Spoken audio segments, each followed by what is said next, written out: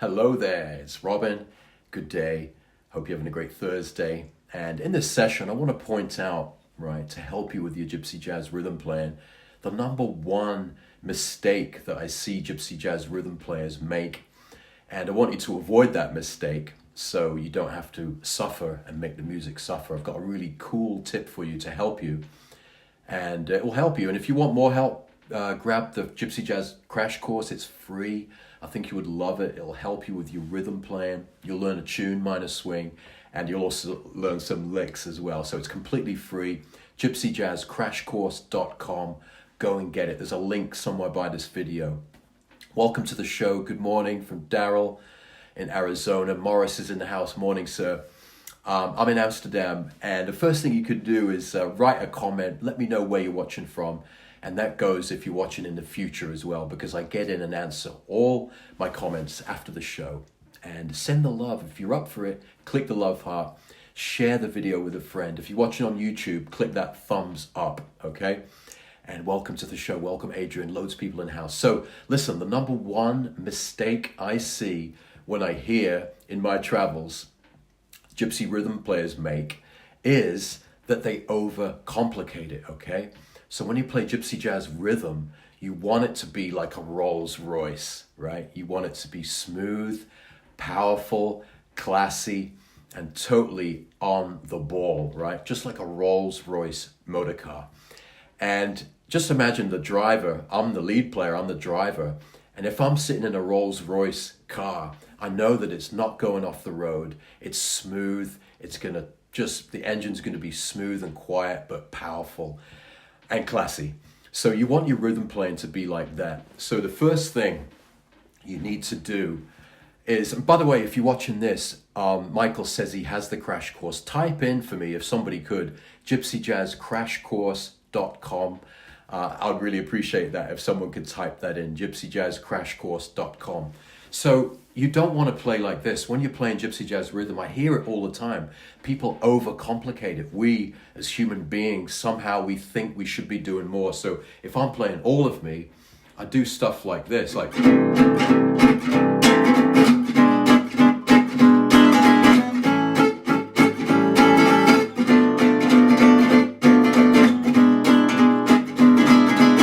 don't want it to sound like that.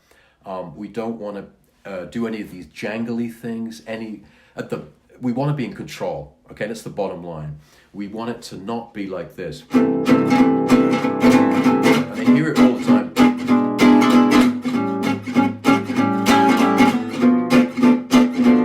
So we just want it to be really nice and smooth. Okay, so the first thing you can do to help alleviate that problem, get rid of it, thanks Daryl, is number one, just practice the tune that you're practicing at the moment and do a chorus of that tune without any embellishments or any accents. So just simple rhythm, okay? Yeah, thanks. It's a bit Christmassy, right? So play a chorus of All of Me and just focus your energy and your concentration on keeping the rhythm smooth, okay? Not on thinking what extra you can add, but thinking how to keep all those extra stuff in your wandering mind, keep it away and keep your eye on the ball, which is just that smooth rhythm like the Rolls Royce, and work with a metronome. I've got it set to 180 here, okay? 180 beats per minute, just bang, bang, bang like that. And I'm gonna play a chorus of All of Me, just playing without any accents. And that's the first thing you should do, okay? 1, 2, 3, 4.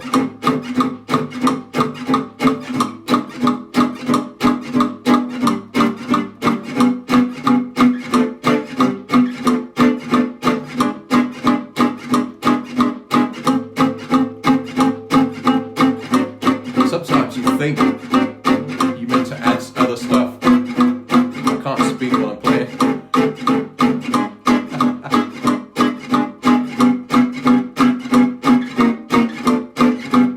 Just All of Me.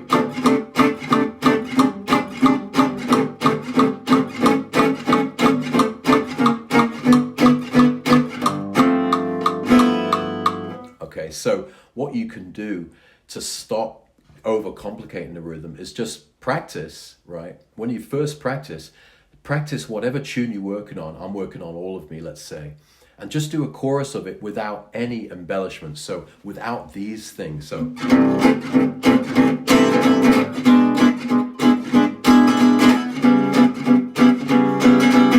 so forget about all that stuff. We don't want it, right? I want to sit in the Rolls Royce. Me as the lead guitarist, I want the rhythm guy or girl just to play that powerful, intense swing, right? And support me. That's all we want as lead guitarists. So just bear that in mind. And it's actually simple. All you got to do is just go and you rhythm, right? You're either going to do it like I do. I do the upstrokes going, right? Just like that. Right? 1, 2, 3, 4. 1, 2, 3, 4. Right? It's not rocket science, this. We're just going and don't think you have to complicate it. You don't have to add lots of stuff. You don't have to play loud and macho. Just play in the groove. Get groovy, okay? So 1, 2, 3, 4. Okay? Or you do it just downstrokes and you just go. And then you get the metronome and you set it to whatever. I've got it at 180 beats per minute. And one chorus of All of Me takes 45 seconds at this tempo. So if I practiced 10 minutes a day, which I think is just what you need to do every day, then in a month, in a week, in a year, forget about it. You'll be a way better player if you concentrated your powers of concentration and energy just on not adding complications to the swing, okay? And just playing it like this. 1, 2, 1, 2, 3, 4.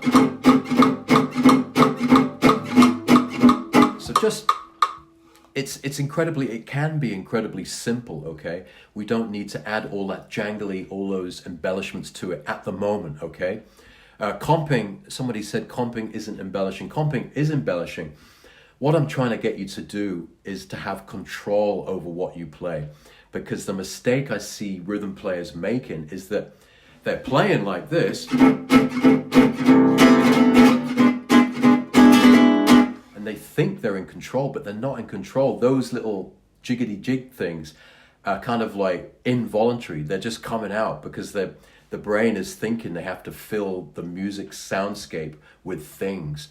But I'm telling you, you don't have to. Please just go like this. It's incredibly simple. Just get your right hand together.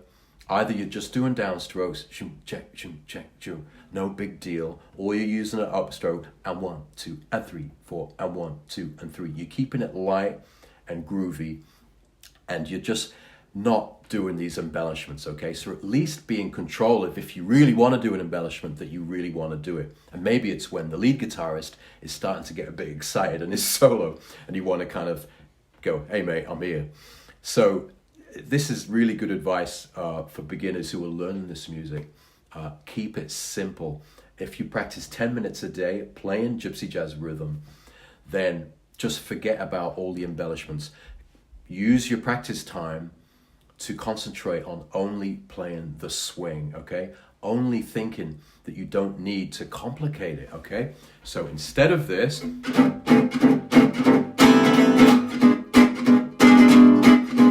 instead of that, we just want this.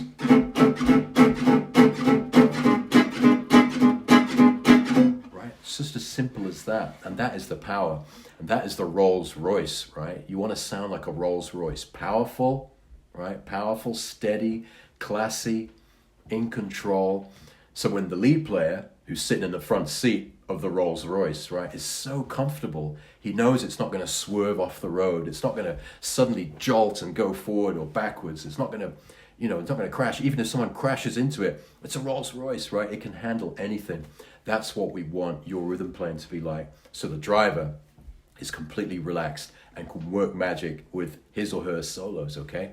So just a recap of what I'm saying in this lesson, keep your rhythm playing simple. The number one mistake I see players make in my travels, right, is overcomplicating it. So adding things to the rhythm.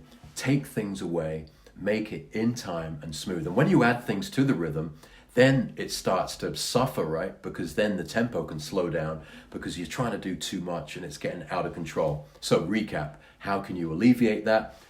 Work 10 minutes a day with a metronome, take one tune at a time and do that tune 10 choruses through, okay? With a metronome at 180 beats per minute going like this, and just concentrate on keeping it simple. 1, 2, like something like this.